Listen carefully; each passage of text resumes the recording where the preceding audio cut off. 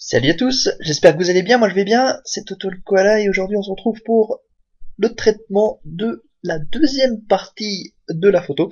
Donc si vous avez loupé la première partie, c'est que vous avez loupé la vidéo précédente. Donc dans la vidéo précédente, on est passé de la photo originale ici, de mon paysage parisien, à ceci, donc le traitement, le recadrage, et juste un traitement très léger sur le ciel qui me plaisait déjà assez bien. Au niveau de la saturation des couleurs, on verra, on a dit en post-processing final.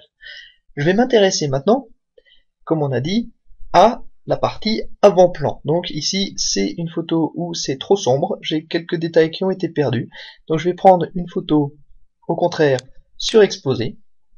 Donc ici, le jour de la prise de vue, j'avais fait une photo sous-exposée pour avoir les détails dans le ciel et une photo surexposée, où j'ai perdu les détails dans le ciel, mais que je vais pouvoir utiliser pour avoir tous les détails ici dans les bâtiments. Vous voyez, ça c'est parfait, j'ai pas perdu dans les zones sombres aucune information.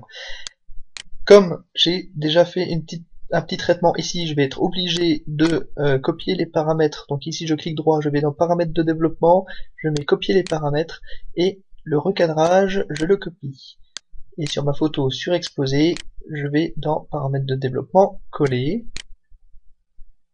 Voilà, comme ça, je me retrouve avec le même recadrage. Donc c'est très bien, comme ça je vais pouvoir aisément fusionner les deux photos. Donc ici, vous faites abstraction du ciel. Et je ne m'attacherai qu'à utiliser, donc qu'à l'avant-plan. Donc vous voyez, il y a ici moyen de faire quelque chose de très bien avec ces bâtiments. On va essayer de rajouter un petit peu de contraste et tout ça, faire un peu... faut que ça reste doux, mais j'aime bien un petit peu augmenter la clarté, augmenter un petit peu les contours des bâtiments qui étaient très découpés en fait avec le coucher du soleil. Donc je vais faire quelque chose, alors on va ici directement, je pense que l'exposition est quand même un tout petit peu trop forte, là j'avais exagéré mais c'est un coucher de soleil, donc c'est un coucher de soleil donc le paysage doit quand même être assez sombre.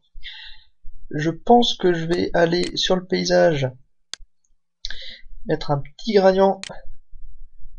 Donc de nouveau la même technique, donc là j'ai juste placé mon gradient pour l'instant, j'appuie sur Alt et il y a le bouton réinitialiser qui apparaît. Donc là je vais toucher qu'à ce qui m'intéresse, donc ici je vais jeter un peu de lumière orange sur mon paysage, donc je sais c'est triché, mais ça fait partie du jeu. Si vous regardez cette vidéo là, c'est que vous êtes intéressé par du post-processing, il faut bien que je vous montre des choses. Et j'ai dit que j'aimais bien tout ce qui était un petit peu en train d'augmenter la clarté, le relief dans les bâtiments. Donc là, regardez, avant, on avait une image comme ça, et après, on a une image où vous voyez le Grand Palais ressort beaucoup plus, et ça j'aime bien. Il n'y a pas que la Tour Eiffel du coup qui apparaît sur cette photo, donc là c'est parce que j'augmente la clarté. Donc vous voyez le bouton clarté ici, ça joue vraiment sur les reliefs de votre bâtiment. Donc là, je l'ai mis à 24. Ça va être très bien. Je vais mettre terminé. Voilà. Donc vous avez l'avant, après.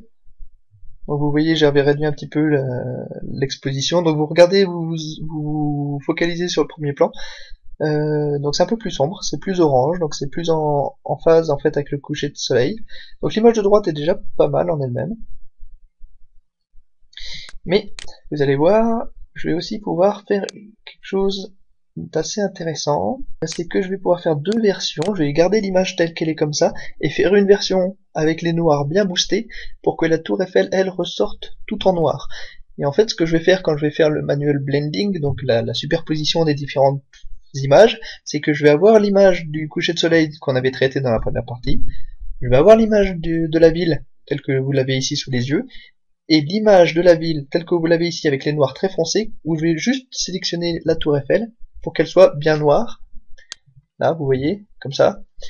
Et donc vous imaginez la tour Eiffel prise de cette image-là, plus le premier plan prise de cette image-ci, plus le coucher de soleil qu'on avait traité dans la première partie. Il me reste pas grand-chose à faire, il me reste juste à réduire un tout petit peu. Donc comme j'avais déjà dit dans la première vidéo, j'avais remarqué quelques artefacts sur les côtés de la tour Eiffel, donc un tout petit peu de luminance pour réduire le bruit sur ces côtés-là. Et puis au niveau du correction de l'objectif, réduire l'aberration chromatique et l'activation automatique du correction de profil. Donc voilà. Bah voilà, ça me paraît pas mal. Après ça, je peux continuer à faire mes réglages. Donc ici, Je vais exporter cette image-ci. Et et après ça, il va falloir que j'exporte aussi la version très sombre, comme ça, pour la tour Eiffel.